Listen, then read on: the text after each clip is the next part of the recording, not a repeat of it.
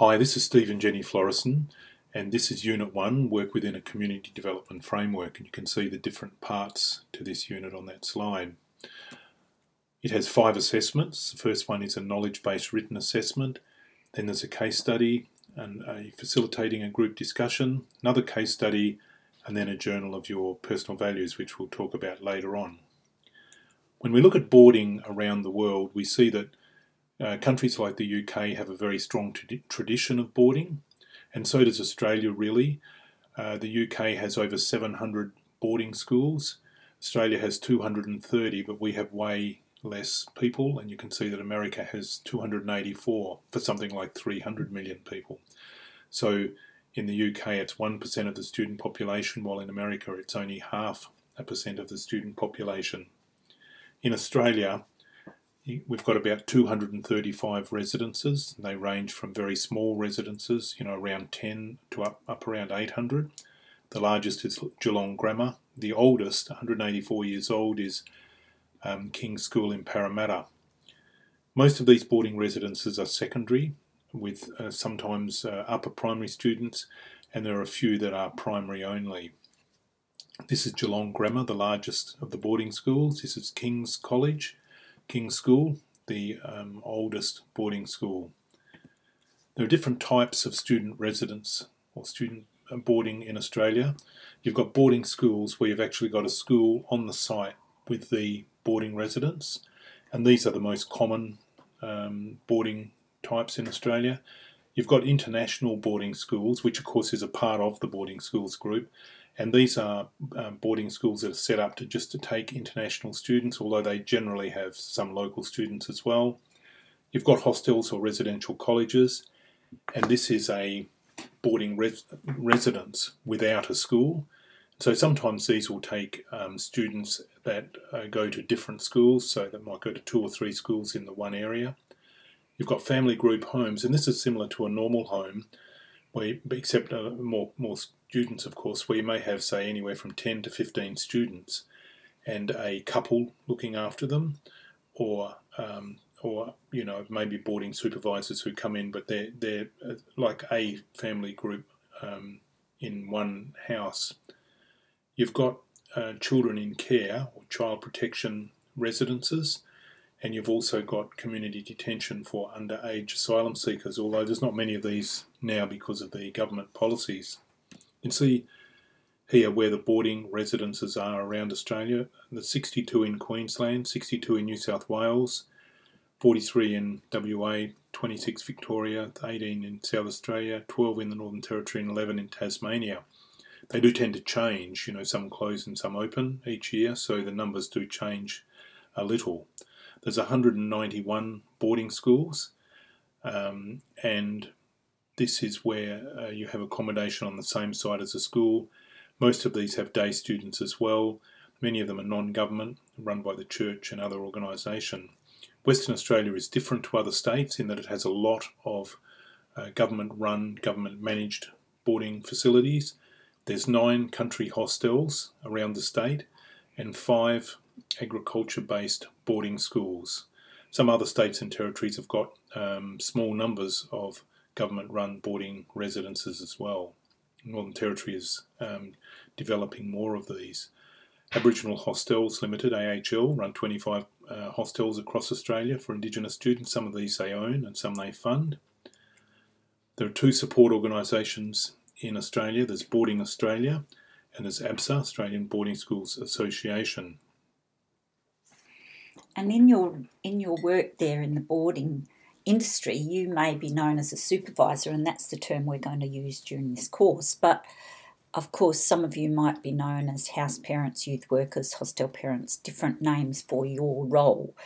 But around the industry, the role is pretty much the same in that we're caring for other people's children. We have a duty of care to their parents to do that well and to keep children safe and look after their holistic well-being. We also need to follow the laws of Australia that impact on our job and follow our organisation's policies and procedures. And we also, no doubt, will have a code of conduct and some interpersonal boundaries between students and staff that we need to observe as well, no matter where we work. The duty of care that we have is owed to the parents and guardians, and this is a legal concept in Australia, and it's because you take the job, you've put your hand up, you have to observe that duty of care for the students, keep them safe and cared for, and that means we need to foresee risk and respond to risk and manage it so that we protect children. Now, occasionally we might need to sort of hand over our duty of care in a way to some other adult, and we need to be aware of the processes to manage risk and prevent any harm when we do that, because in the past some children have been harmed during those occasions. And usually it's when we're referring students to an outside agency for some other help that we can't meet their needs in the boarding. We need to be able to do these three things, and that's check the legal status of that person, where about their safety to work with children, and that usually means a check of some sort, police check or a working with children's compliance card. We need to also know if they've got the right professional status or the qualifications for the job that we're asking them to do. And then we also should have that referral authorised by their guardian or parent and by the boarding organisation that we work for. I want to talk a little bit about context. This is the environment within which something exists or takes place, and this image is from Thursday Island. We're thinking it's probably the most remote of the boarding schools. There's 2 boarding residences on Thursday Island. When we think about context, the policies and procedures of the residents, the students, the staff, the practice are all affected by context. And you can see this if you look at these different contexts. If you imagine that you're in a Muslim boarding school in Baghdad, or a remote indigenous hostel, or in a Cambodian orphanage, or in a church mission home 50 years ago, all of these are very different contexts, and all of these contexts will affect your practice. There'll be different practice for these different contexts. Let's talk about community. What is community? Community is a group of 2 or more people connected by a common interest or location or identity. And when we talk about community development, what we mean by that are communities working together to identify their needs and opportunities, to plan, organise and take action, and to evaluate the effectiveness of that action. So this is the simplest form of community development. There's 2 main differences in the process of community development. The first is how the need is identified and who identifies it, and the second is how the need is supported. When we identify need in community development, the early model for this was a charity model, and that was where somebody from outside would identify the need, and they would say, I can see that you've got this need, I've identified this need, we're going to help you with this, we're going to support you, we're going to provide charity for this need. And the second model, which developed from the charity model, was the needs-based process, and this is where the organisation or the community itself said, we have got this need, we need to have this need addressed, and so it comes from the community itself. And then of course you have the rights-based way of identifying needs, and this is where a community or an organisation will say, we have a right to this, we would like this right or this need addressed. So how do we address it? How do we get the resourcing? Very often this comes from outside, so the government might provide funds, or a charitable organisation or something like that. The funds or the resources or the personnel will come in from outside. But then we also have what's called asset-based resourcing, and this is where a community will look at their own assets, what they have in the community already, that is people resources, facilities, equipment, all of those sort of things, and they'll say, we have this need and we have all of these assets to meet this need. And what happens for most communities, most organisations, is that their needs are met by a combination of those, by external and asset-based resourcing. So I guess you'd agree with us that every boarding school is a community, really, And within that bigger community, there might be small little communities, different interests in that, but as a whole, a boarding school or a boarding residence is a community, and we always want to develop our communities and improve them and have them function better and better. So every community has values within that community, and across this sort of community industry that we're talking about here, there are particular values that are recognised in the industry, and it's things like social justice. We believe everybody's got the right to have their needs met and be cared for in a certain way. Self-determination, working and learning together is better than working alone. Sustainable communities, so what does it take to keep our communities going and not to have things cause them to fold up or ruin them. Participation and also reflective practice. Now this idea of reflective practice will come up quite a bit in this course, and it's where we think back on what we're doing and we come to a conclusion. Am I happy with what's happening and the way I'm doing things, or are there things we need to do to change and improve? And so we reflect all the time on what we're doing in boarding and make improvements as we go along. Now, some of the ways that we might develop our communities, we can work together in these different ways. We can work in a social action model where we see a need, and it might be in the outside community, and we want our students to be aware of community needs around them, and so they might undertake a project where we go and help with the Clean Up Australia, or we collect for the Red Cross, or we help at the local pet shelter, that sort of thing, take part in 40-hour famine. That's social action that we get our students involved in. We also use the work model of advocacy, where we as staff are often advocating on behalf of our students to the school or to their parents or to an outside body. Locality development work is just when we're always developing our communities. We might see a need for a new gym for the kids, turn one of the rooms into a little gym area, or an area where parents can sit in a nice quiet lounge area, and so we develop that little area. Another work model is where we broker in connections, and we're always doing this in boarding, aren't we, as supervisors? We're always coming in between the student and somebody else and helping them to connect with a football club or with a music organisation or with some other area that they want to connect with. And the last one is community needs analysis research. We can actually do some research around a need that we perceive in boarding, and we might spend time researching it before we launch in and try and meet that need. So we do our research first. I'll just show you a couple of those examples I talked about as we went along. You can see pictures there of little areas that were developed in boarding houses. I want to talk to you about personal application of the community development principles. I think we'd all agree that we come to the role with personal biases, we come with strengths, we come with weaknesses, sometimes with baggage, and we're all like that. We all come with different things to the role.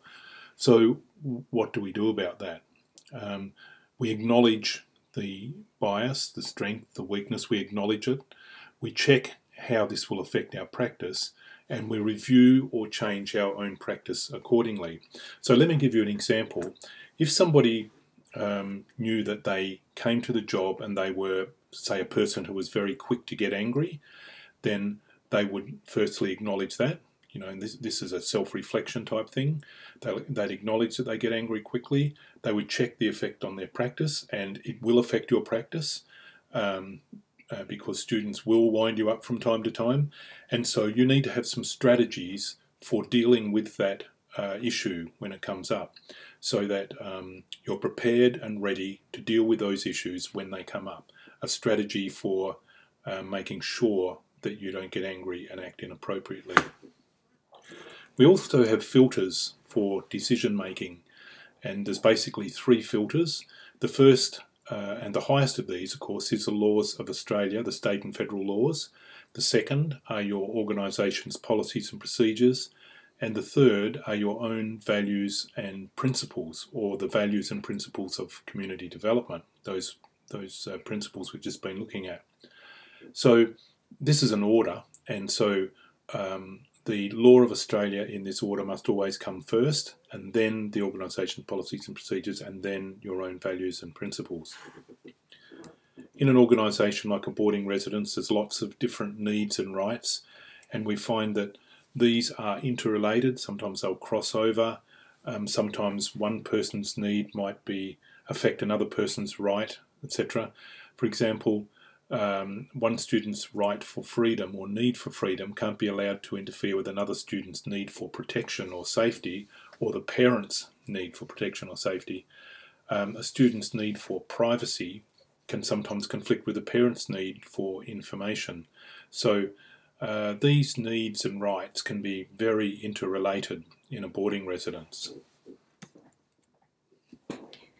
We'll talk about private and public issues now. This is one of your assessments where we look at a young girl who has a private need or private issue that she comes to talk to you about. And as supervisors, we need to be very careful how we deal with private information that we learn about our students. We have to respect their confidentiality and be careful to recognise when something we've found out about a student is very private. Could be something like a young girl fears that she may be pregnant, or you're worried about that, or that somebody sent her an inappropriate photo. But sometimes these private issues may affect other students in the boarding as well, and in that case they become maybe a public issue that you need to talk to the whole group about. So you need to talk to the students who it's affecting and ensure their privacy and that they know what you're going to talk about before you do it. For instance, if they're worried about cyberbullying or talking to you about the need for more access to a gym for some exercise, you need to spend time talking to the student who's raised it first, making sure that they understand you're concerned for them, that you want to help them and guide them and direct them. So just make sure you know their whole story first about it. Listen with empathy, and then explain to them that this probably might affect other students too, and you know that you're aware that other students might be struggling with this issue, say the cyberbullying, and then ask them for permission to bring it to the whole group. You can reassure them that you're not going to be sharing their private stories or telling their names, but that we want to discuss the whole as a whole group, this issue, and then you could involve them in the decision about how you would form this group to bring them together. You might make an announcement or get a little group together by putting out a poster or a memo, and then that little group could be empowered to take some action. Say the one about getting some more exercise, you would let them talk about how they want to go about it, and you would just guide them, not take over and be directing them all the time, and then help them reflect as they make some decisions and some plans of how they can go forward with this. But if the student you talk to says, no, I don't want this to become a public issue, then you need to be able to reassure that student that that's okay, and work together with them just individually on coming up with their own action plan so they feel supported and encouraged.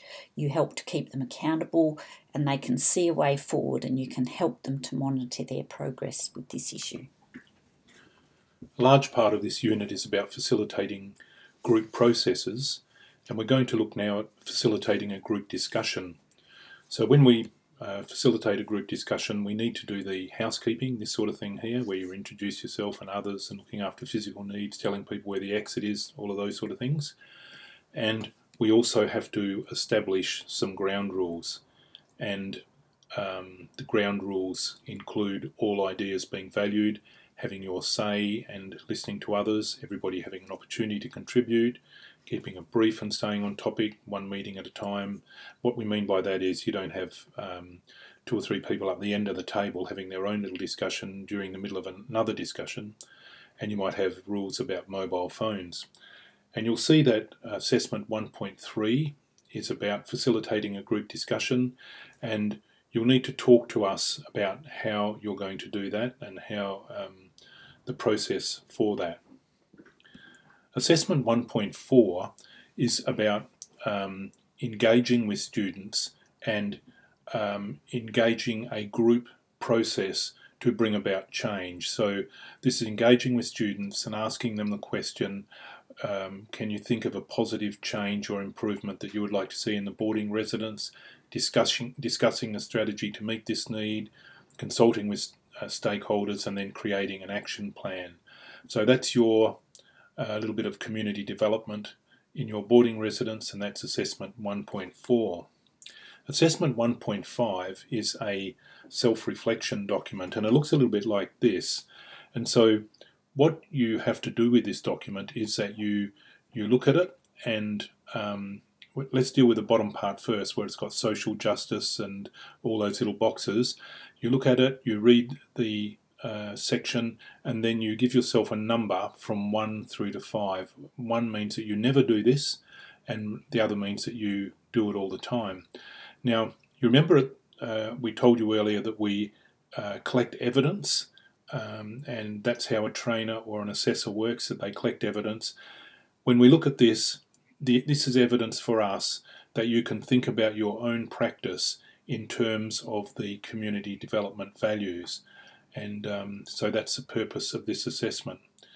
You'll see a box there that's got a comment box, and inside that box what we'd like you to do is to write down 2 of those community development values and your particular feeling about them. So you might have strong feelings about them. So you might say, I feel very strongly about bullying in the residence, and you know, this is a social justice issue, and so and so on. So you write down 2 of those community development values, giving a practical example from your own residence. So that's the end of Unit 1. Thank you very much.